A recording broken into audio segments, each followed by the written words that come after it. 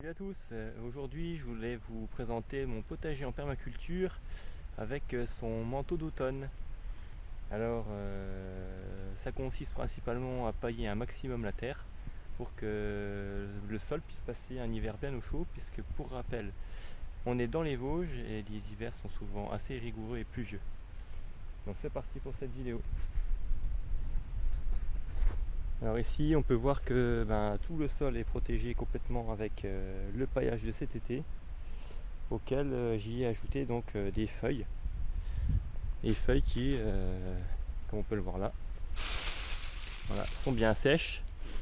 Et pour les parcelles qui ont eu un petit peu de chance, elles auront eu en plus, voilà, et elles auront donc été hachées avec la tondeuse pour être le plus fine possible. Alors pour ceux qui avaient regardé les vidéos précédentes, vous pourrez voir que j'ai un peu modifié la partie là, puisque comme le terrain est en pente, malgré le paillage, on voit quand même que la terre ici a tendance à partir vers le bas du terrain. Donc je me suis inspiré un peu des rizières en Asie et j'ai recréé plusieurs terrasses en mettant tout ça à plat. Voilà. Donc en automne, on est le 2 novembre. En automne, dans les Vosges, il reste plus grand chose au potager, hein. C'est pas comme dans le sud ou dans l'ouest.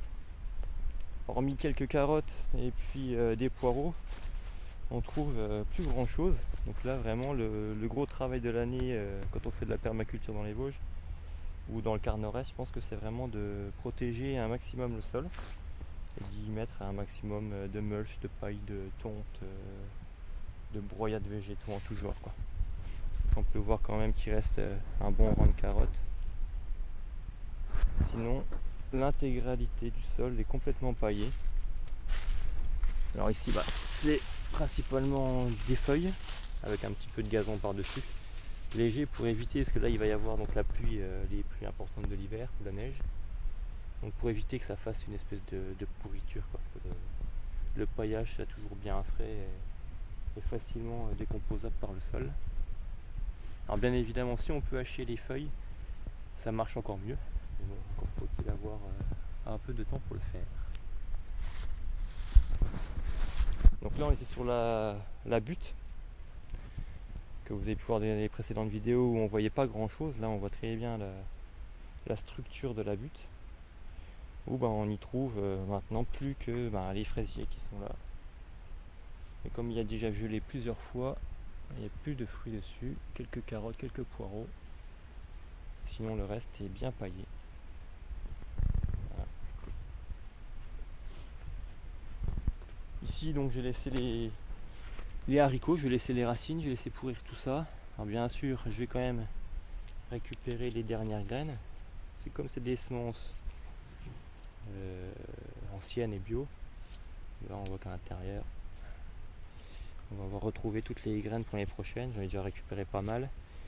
Mais là il en reste un bon paquet quand même encore à récupérer.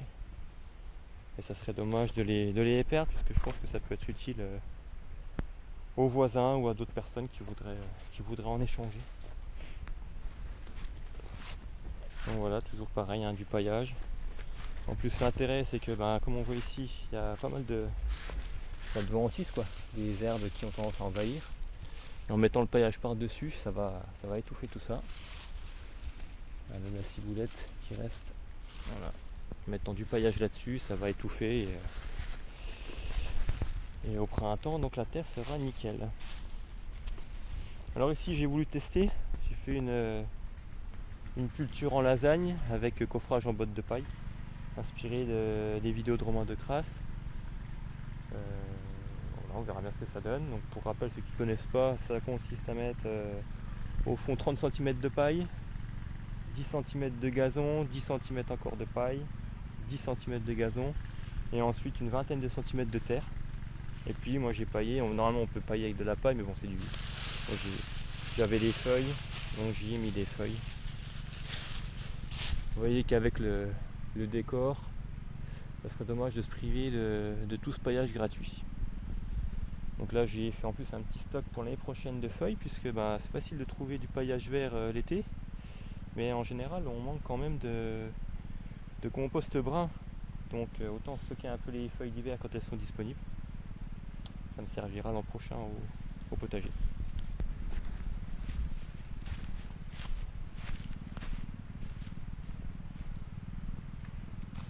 Donc voilà, sur la partie du bas, pareil, quelques petits travaux quand même, on va dire d'entretien des petits arbustes fruitiers. Donc là j'ai taillé mes framboisiers à environ 1 mètre du sol. Voilà, comme il y a eu les premières gelées, il y a déjà 4 ou 5 gelées, les framboises là ne pousseront plus. Voilà, et nouveauté donc de l'automne, quelques petits arbustes colonnaires. Donc j'en ai mis 3, des poiriers, des pommiers et des cerisiers. Voilà. On verra bien si le ménage arbres fruitiers, petits arbustes et légumes fonctionne, mais bon, j'ai pas trop d'inquiétude à ce sujet-là. Je pense que ça va bien fonctionner. Voilà, sur le bas, on a donc les fraisiers.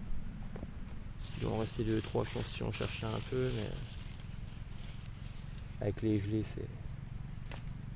c'est plus terrible, quoi. Voilà. Les framboisiers, pareil, bien taillés. Les artichauts bien paillés. Alors eux, ils passeront l'hiver carrément sous un petit emballage avec des vitres, parce que dans les Vosges, les artichauts, s'ils ne sont pas protégés, ça c'est clair, ça passe pas l'année.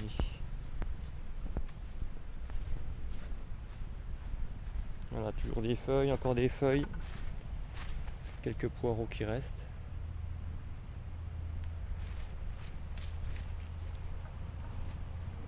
Les asperges qui sont encore là. Voilà, la butte où il y avait toutes mes courges cet été, pareil, recouvert de feuilles. Alors il y a tout le feuillage en plus des courges en dessous. Voilà, les rhubarbes. Et ici un tas de compost qui servira donc pour enrichir le sol au printemps prochain. Alors ça c'est du compost Berkeley, compost rapide, qu'on peut faire en 3 semaines à peu près. Donc pour ceux qui ne connaissent pas, je vous invite à regarder, toujours pareil, les vidéos de Romain de Cars qui sont très intéressantes là-dessus. En 2 mots, on y met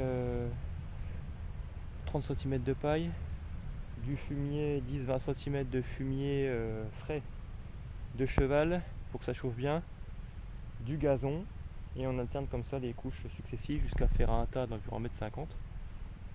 On arrose bien, vraiment que le tas soit bien humide pour bien chauffer. On couvre avec une bâche si possible, ça chauffe encore plus pendant 4 jours. Et puis ensuite tous les 2 jours on va venir écarter le tas et remettre tout ce qui est à l'extérieur, là qui n'est pas décomposé à l'intérieur. Là si on ouvre un peu le tas, je pense que là ça fait quoi? Ça fait 1 semaine qu'il est là. Si on ouvre un peu le tas, je pense qu'on va voir que l'intérieur il est assez chaud. On va voir ça vite fait.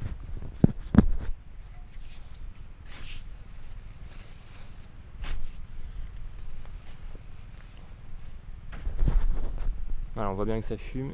À l'intérieur ça chauffe, je pense qu'on est à mon avis pendant les 70 degrés. Comme ça aucune chance pour les graines des herbes qui pourraient nous envahir de survivre là-dedans. Donc normalement on peut le mettre environ en 3 semaines au jardin. Mais là l'intérêt c'est que ce soit vraiment bien décomposé au printemps. Donc on va, une fois qu'il sera fait, laisser reposer tout l'hiver comme ça. Donc c'est vrai qu'en automne en permaculture, c'est pas la saison la plus reposante. Je dirais que c'est là où on a vraiment le plus de travail à faire. C'est là qu'on crée tout ce qui est compost, engrais, etc. Donc voilà, du fumier de cheval, de la paille, des feuilles. Voilà, tout ça pour être beaucoup plus tranquille l'été et avoir vraiment une terre qui est riche et fertile. On se trouve au pied d'un fruitier, c'est un pommier. Et donc un des travaux de l'automne, ça consiste aussi à multiplier aussi tout ce qui va être petits fruits, framboisiers, fraisiers, etc. Donc là sur cette petite zone, j'ai pris tous les fraisiers qui partaient à droite, à gauche, qui sortaient de la zone qui leur était destinée, et je les ai mis au pied de ces petits arbres. Question de densifier un peu les cultures. Voilà. Donc on peut conclure sur la permaculture dans les Vosges en automne en disant que c'est le gros moment de se remonter les manches. faites votre stock de déchets bruns, couvrez votre sol et ainsi vous pourrez bénéficier d'une terre super structurée et super fertile au printemps. Allez, ciao ciao!